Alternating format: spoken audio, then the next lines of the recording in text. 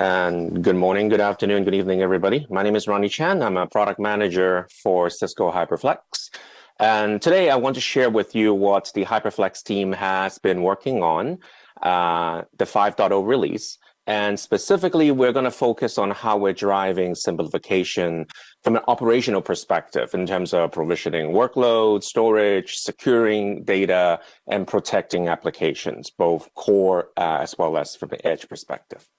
Okay, so HyperFlex 5.0 is the 9th major release of the HyperFlex data platform in the last 5 years. So this is a very mature HCI solution in the product today. And our customers consistently tell us that, the consistent performance of the file system, they love the way that we are integrating management with Intersight. They love the ease of use. And these are the main reason they're choosing HyperFlex. So 5.0 really built on top of that foundation. Now, this release has more content than we can really cover in the limited time that we have today. And in particular, it does have a significant hardware payload as well. This release, we're bringing on support for the Intel Ice Lake processor refresh with UCS M6 servers, rack servers, and blades. This supports Intel data center persistent memories in the app direct mode. It has a new networking option for our data center clusters where you can create a data center cluster without fabric interconnects. But for today, because we're going to focus on driving simplicity and operations, we're mostly going to focus on the software innovation in the data platform in 5.0. And in particular, we're going to go look at things with two lenses in mind. One is, how do we enable our customers, our end users, to do more with the platform, to onboard new data services and expand their use case? And in particular, we're going to look at two things. We're going to look at securing our customers' data with software-based data at rest encryption. We're going to look at block storage in terms of iSCSI support. And we're going to look at this really with the standpoint of usability and really eliminating management touch points, right? Because after a hybrid cloud, while cloud is a user experience, right? That user without being domain experts can go and do these things. But we also have the persona of the IT operator have in mind that we also need to take care of. So in terms of how to simplify the stack by absorbing some of these necessary management function into Intersight is what we're talking about. One of the focus points we're going to have in that second bubble there. Okay. All right. So without further ado, let's take a look into encryption. So HyperFlex Data Platform encryption is a file level AES 256-bit encryption that is FIPS 140-2 certified.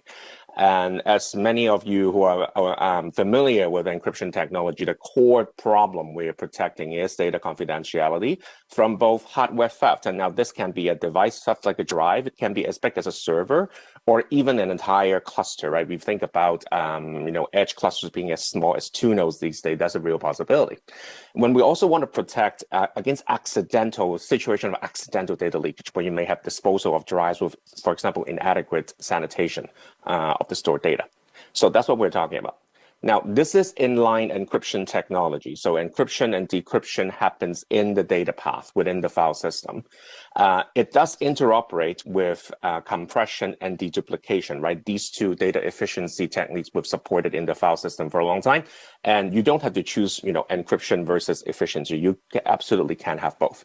And now we are implementing encryption at the file level within the file system. So as a result, this is protocol agnostic. It means that even though in 5.0, in that first release, we are supporting first VM workloads, VMDKs, because that's majority of our customers' use cases today, it does let us extend to things like iSCSI block storage. It lets us extend into persistent volumes with Kubernetes because this is protocol agnostic. Now, it is also hypervisor and hardware agnostic. And again, we are really laying the foundation for expanding the future use cases. So in 5.0, we're supporting this with our ESXi, with the ESXi hypervisor.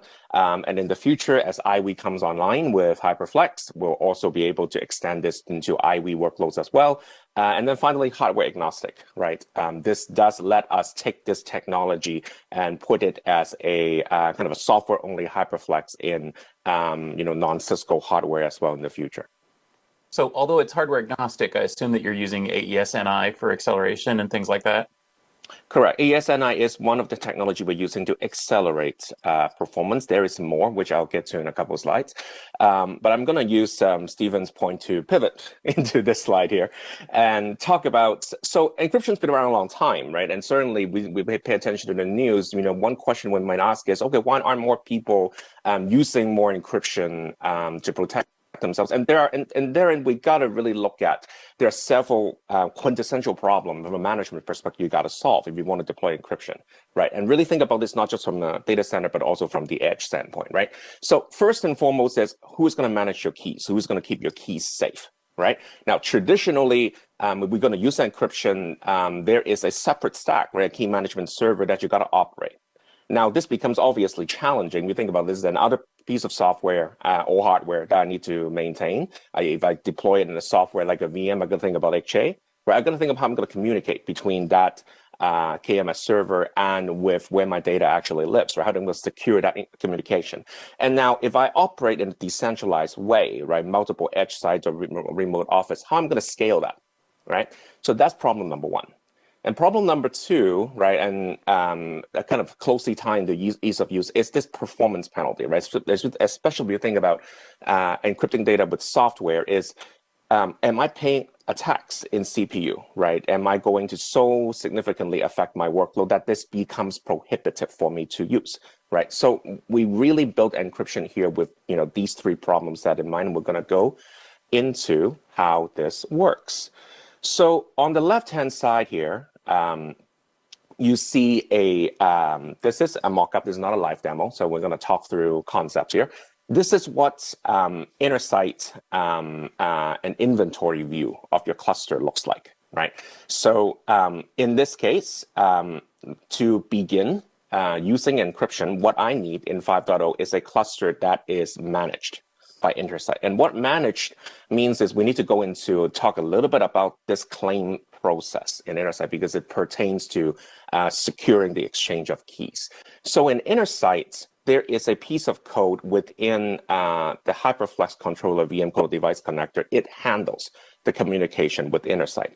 The communication originates from the controller VM is outbound only. And this point is important, right? This allows us to be deployed on premises behind most, usually corporate firewalls have 443 open. So this allows us to tunnel out the firewall. Now, the act of claiming a cluster itself is a two-factor authentication action, right? There's a claim code you need to get on the HyperFlex cluster itself. You need to log into your Intersight account using SSO or 2FA. So the very act of claiming the Intersight is claiming a cluster into Intersight is secure. Now, once that claim is done, the transport of data between the controller VM with the Intersight cloud is protected by TLS. Okay, so we got that piece taken care of, and on top of that secure channel is how we're going to transact the keys. Now, so once I've claimed my cluster, next thing I'm going to do is I'm going to click this button, Configure Encryption. And that takes me to a very intuitive workflow. Literally, there are 5 clicks for me to get from claimed cluster to now ready to consume encryption, right? So now in 5.0 HyperFlex, we are shipping encryption with a new Intersight service called Intersight Key Manager. And what this really is, plain and simple, is cloud-based key management, right? So here, I simply specify a secret, a passphrase, or I can have Intersight generate that passphrase for me. And what that passphrase tells me, right, or really provides is it proves that I have the authority as this cluster to access the keys stored inside Intersight, okay? Now, so I proceed on with the workflow, and you can see encryption has an enable status. It tells me when is the last time I've rotated the keys. And now let's take a look at what's happening in the cluster backend. Okay, so what's happening is that Intersight's generated this key encryption key and has transmitted that key through that secure connection with the device connector onto our controller VMs. Now, this key is not the key that's actually used to encrypt data. That one is called data encryption key, is that white key you see on the bottom. That data encryption key is always stored in an encrypted manner and is encrypted with this key encryption key. Okay? The key encryption key itself is not persistent in our cluster. It is cached in memory in a secure location in memory, right? But it is not stored. The only thing that is stored is the key encryption, is the data encryption key, and that is only stored in an encrypted manner. So at this point, basically, my cluster is ready to encrypt data. So all I have to do is go to my HX Connect, right? Or in the future, soon future, we're also going to bring data store management capability to Intersight, so I can go there as well and create myself a data store and check that box that says I want this to be an encrypted data store. Okay, so what happens after that? When I provision workload into this data store, everything within that VM is automatically encrypted, right? And it's encrypted starting when we receive that IO, right? So as you can see, encryption is sequenced into behind compression. So we take that block of data, we compress it, we encrypt it, and then we store it in our write log, our caching tier, right? And also in that same step, we replicate to other nodes in the cluster, right?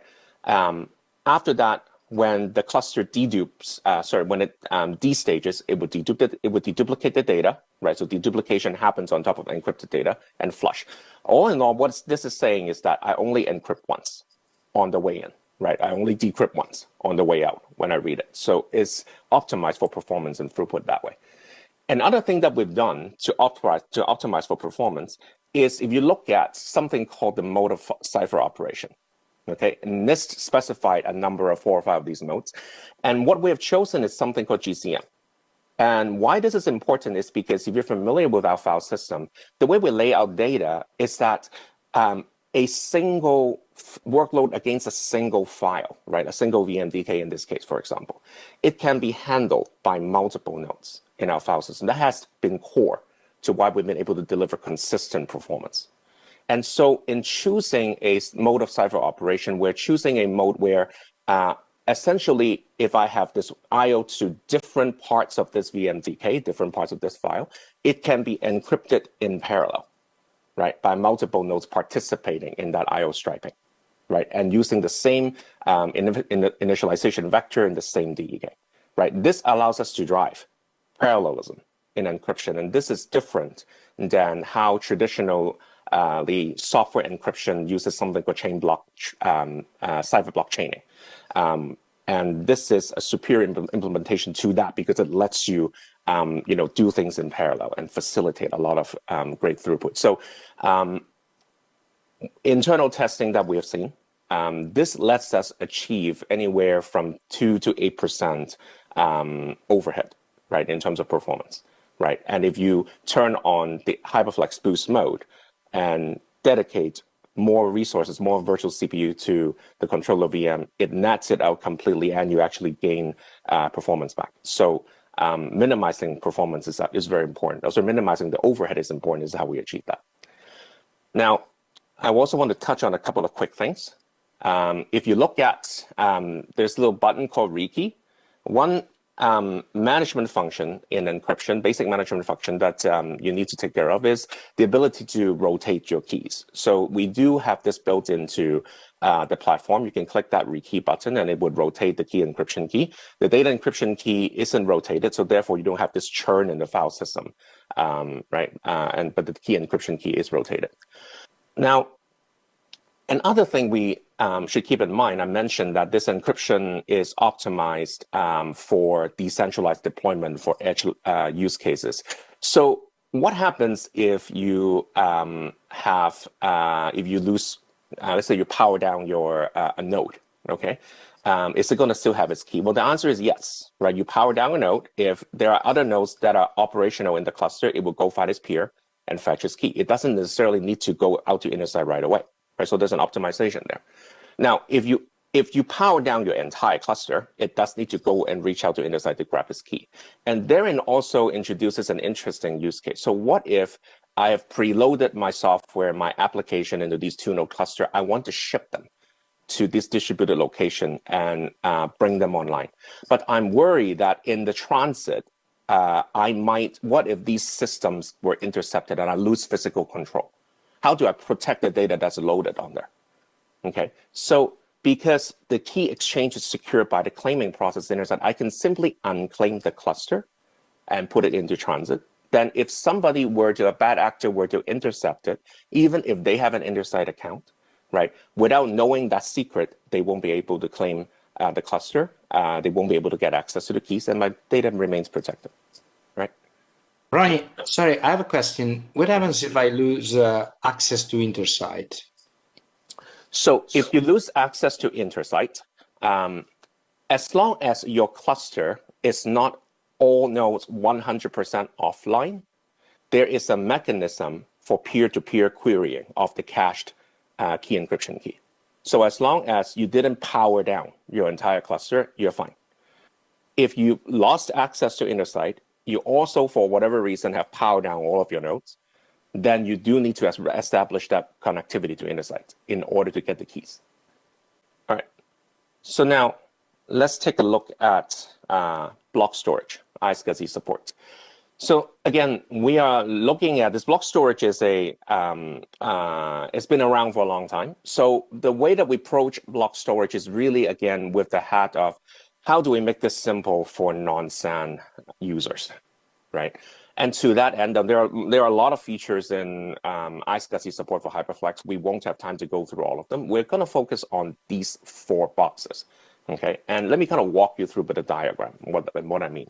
The key thing we're trying to simplify here is how to make it easy for provision when you're provisioning block storage to an initiator. Traditionally, you would have to worry about things like, okay, how many paths do I need to establish between the initiator and the target? And the target is a cluster system like this one with 4 controllers, right? Do I use 2 paths, 3 paths, 4 paths? What if I expand my system? Do I need to make changes to my initiator? How am I going to do load balancing? Where traditionally you may look at using things like MPIO algorithms, round robin, etc., to do load balancing. Now, what we're doing here is we are basically implementing a load balancing logic inside our iSCSI stack to solve that problem on behalf of the user. Now, we start off by creating the iSCSI VLAN. So this is the step you do on our GUI when you configure or enable iSCSI on our cluster. What's happening in the back end is we're gonna create a iSCSI VLAN on the Fabric interconnects, right, on behalf of the user. You can also use an existing VLAN if that's what you want to do. And therein we are making sure that we're configuring the right QoS, no drop packet level of service. We're making sure we're configuring jumbo frames. Basically, take that automation step on behalf of the customer. And then here. So if you are a user, if your initiator is a VM that needs some block storage, and that VM sits within the cluster, it's fairly simple, right? You just need to make sure that your virtual machine has a lake on the iSCSI VLAN. If this is a physical server, right, you again make sure that simplest way to consume this is to make sure the physical server has uplink to the same Fabric interconnect and has a lake on this iSCSI VLAN. Now, next thing that we bring to bear is this little thing called the iSCSI portal VIP, right? So this is a floating IP, right? All nodes in the any nodes in the cluster can take over hosting this, and this guy's job is to direct traffic. Right, so initiator does a login against that bit, right? And in the backend, I have I track the number of connections being managed by each controller VM. And in this case, HyperFlex is telling initiator 1, okay, your sessions from initiator 1 will be handled by node 1.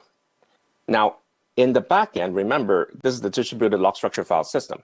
So even though the traffic between initiator and target is fronted by node 1, the writes are actually dispersed across the cluster, right? So that's why you see the P1s through 5s being handled by all 4 nodes. And replicated copies are made for resiliency. Now, let's take a look at a second one. Okay, so same thing. I'm going to log in to that VIP, and now the VIP is telling me, it's going to give me a target moved response in iSCSI, right? And say, all right, go talk to go talk to node 3 to access target 2. Okay, and if I look at iSCSI initiator 3, same thing. This time, I'm going to load balance you to node 2. So now if you think about it, this looks very simple. Now, if you think about it, if I have VMs, let's say some of these VMs I'm doing are vMotion, okay, because I'm doing host maintenance, right? By abstracting this load balancing capability within the target itself, right, I don't have to worry about remapping and reconfiguring MPIO. If I have VMs that comes and goes, so think about the IWE presentation that we saw before, right? Presenting CSI persistent volumes up to VMs that are ephemeral, right? Those VMs can move around in the cluster, and I can maintain the same high availability. I can maintain the same consistent performance underneath because I have this dynamic load balancing capability. Okay. So for iSCSI, we are supporting. We've also expanded the ecosystem of administrator that we've qualified and support a little bit in 5.0, right? We've supported a host of Linux and Windows initiators for traditional application. Mostly the use cases around failover clusters and databases, right? Pretty standard fare. iSCSI is the backend protocol for our CSI stack. So container storage is a use case for iSCSI on HX as well. And then finally, we've also started working with the kind of validating and qualifying the ESXi initiator ecosystem and really in response to our customers that says, you know what, I want to consolidate my data center infrastructure. So give me a way to, for example, I have blades outside of the HyperFlex cluster that I've been booting off of SAN. Give me a way to consolidate that, right? Or if I have, I may be moving my virtualization infrastructure onto HCI, but I still have, a few of these hosts outside of the HCI that I want to expose data storage to. Give me a way to do that. So we're also taking a look in that direction as well. When you talk about iSCSI in containers, you're not actually presenting the iSCSI LUN into the container, right? You're using iSCSI to support running containers on virtual machines. Is that right?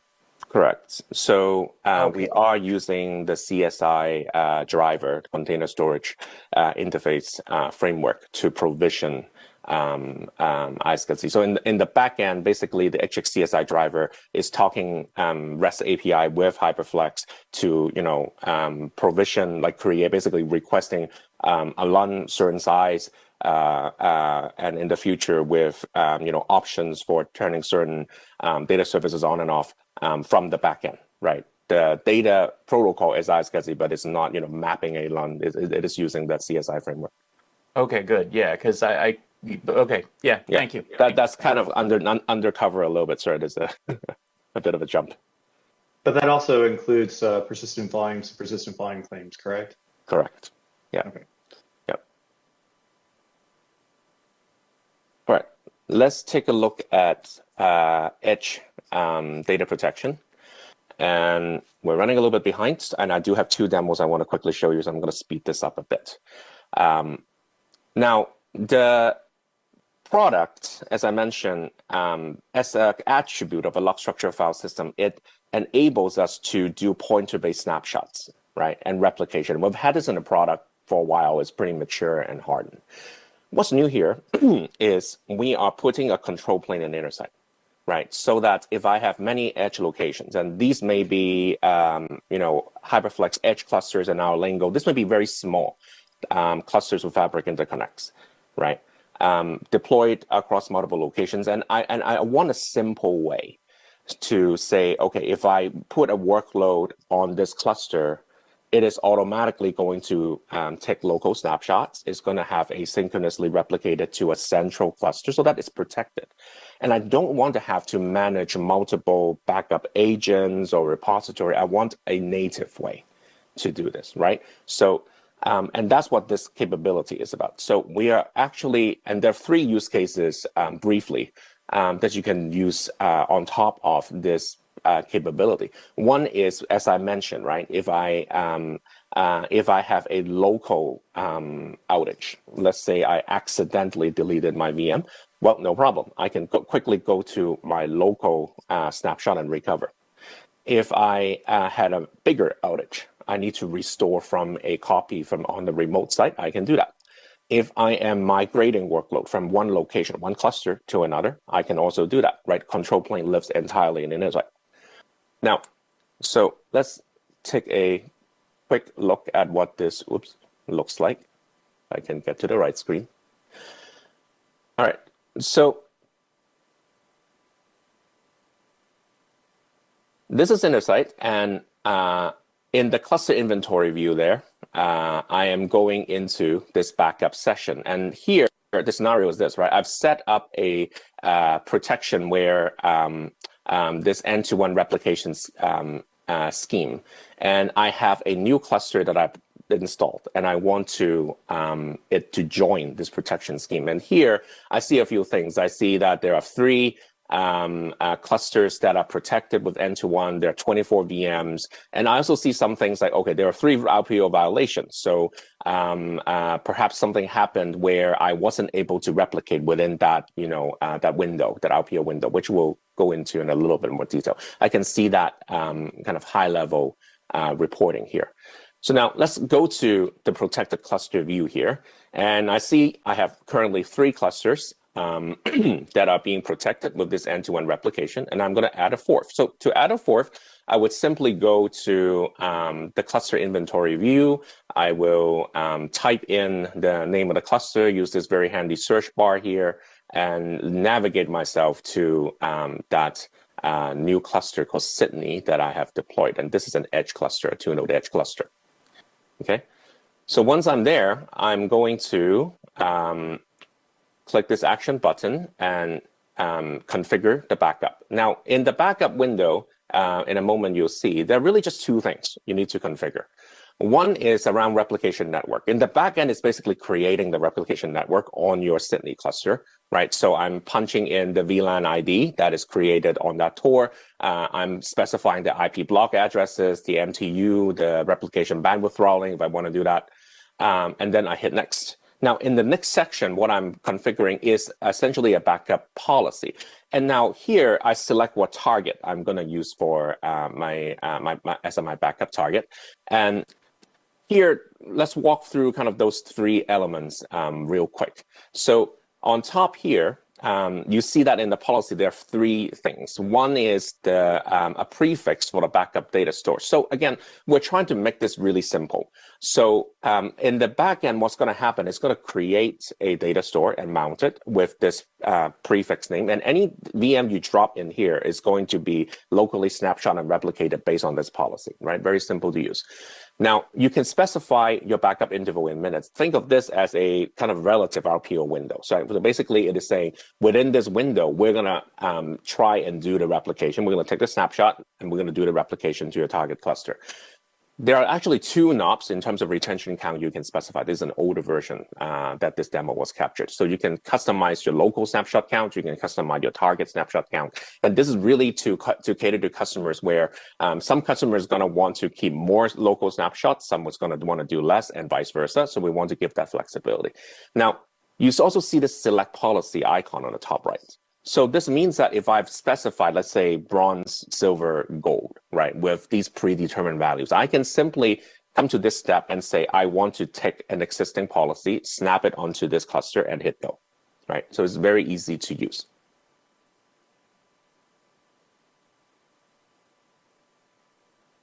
Okay.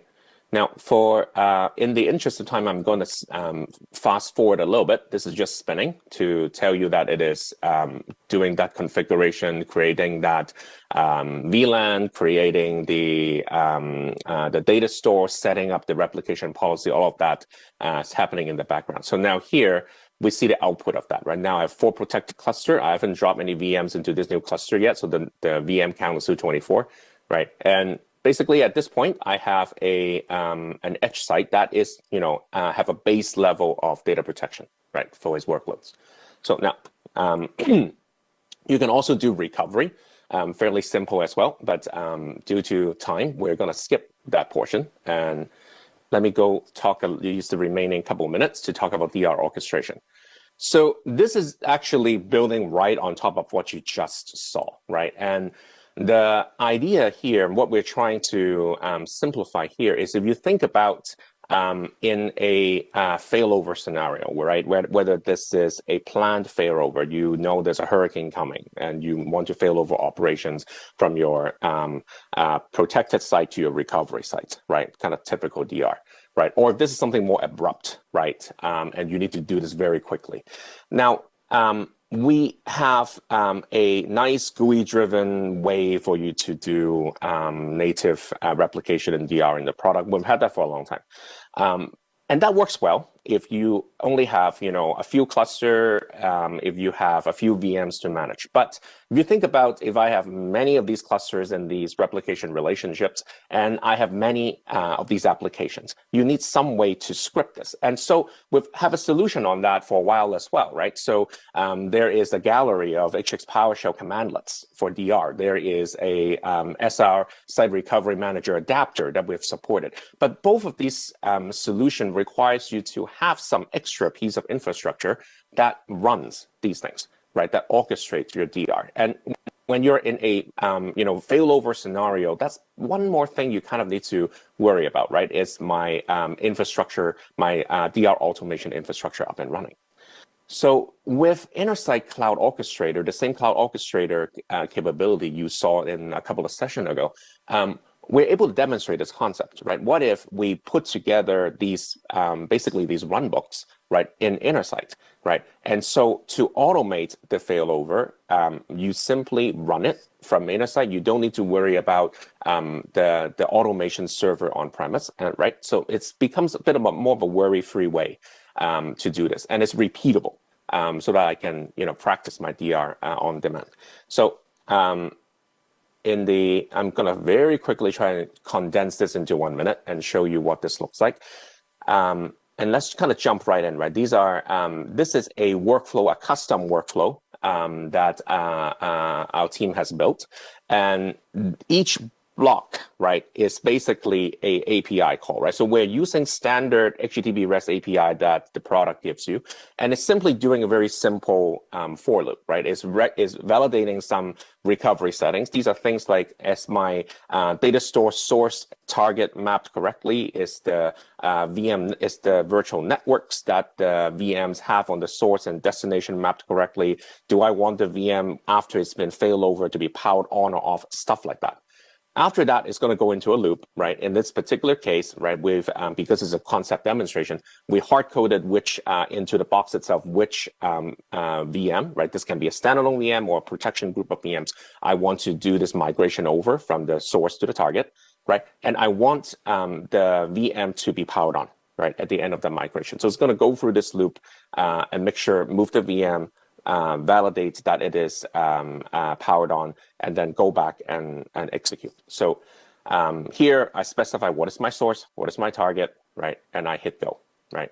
Simple as that, right? So I'm going to skip forward to the end of this and show you what it looks like at the end of the workflow. I see that in my target system here, right? I have migrated over, I failed over these 5 test VMs, right? So it's just very simple to use and execute, and I could, use this to test it on multiple, customize it and test it on multiple workloads across multiple clusters. Okay. Ronnie, sorry, I have a question about this, or maybe a more general question about HyperFlex. Do you plan to have a version of HyperFlex that runs on the cloud? I mean, site to site is a good thing to have, but more and more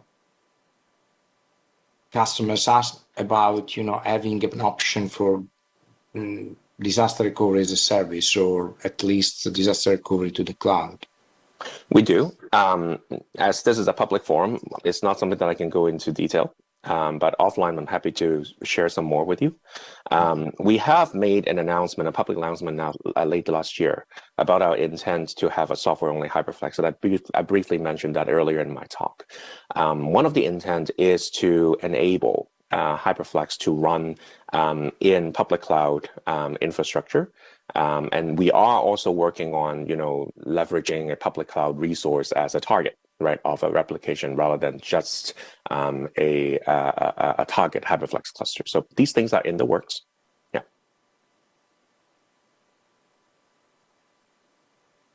All right. So to wrap up, right? So in 5.0, we saw that, again, we are trying to focus this on usability to enable our customer to have a cloud-like simple experience, and while illuminating where appropriate some infrastructure touch points. So we saw that with encryption, we saw that with block storage. We've also saw that in data protection and disaster recovery. There is a whole other arc around managing smarter with using analytics-driven way to forecast capacity runway that we don't have time to get into here, but I'm more than happy. If you have questions around there, please do engage Cisco, engage our teams. We're more than happy to walk you through those pieces as well. But all in all, really, you can see the takeaway from this slide is Intersight is key here. Right, we want to leverage Intersight to simplify the experience, help our customers manage, stay healthy, stay secure with their cluster. Right, so this is that management experience that is the North Star for us with HyperFlex and Intersight. Yeah, so one question that we got on the Twitterverse, which was basically, all of this is really cool. Love seeing all of this versatility, especially the high availability within iSCSI. But let's say we need to troubleshoot problems that arise within that. Is that something that we can do easily, or is that something that we'd have to leverage support in order to dig into, say, if there's an issue, making sure that the load balancer for iSCSI is working properly and things along those lines? So the load balancing mechanism, like we're not, that particular case, you most likely would want to open a tax support case.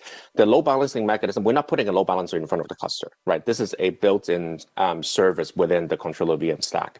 So there are logging information available, and our customers can access those logs. But probably average customer may need a little bit of help to understand what's going on, and that's wherein you would want to call TAC. Awesome. One other question that I have, just a clarification in terms of the CSI that you were mentioning in terms of container storage. If I'm using a CSI with NFS or other storage, I'm able to actually see my persistent volumes within that storage itself. If I'm provisioning a persistent volume within a persistent volume claim, whether it be rewrite once, rewrite many, will I be able to see that within my, I'm not a storage guy, but I'm just going to say iSCSI. I know that's more the interface, not necessarily the storage itself, but would that be viewable within the storage? So viewable within HyperFlex, I'm assuming you mean. Yeah. So short answer is yes. Whether it is a VMDK or if it is a LUN exposed through the iSCSI protocol, or if this is a persistent volume on StoreFS, on the HyperFlex file system, these are files to us. These are individual files, right? So you have file level attributes on our file system that you can extract, right? Most likely you would need to do this, get on the box, do some, CLI to do it, but you can see it if that's what you want.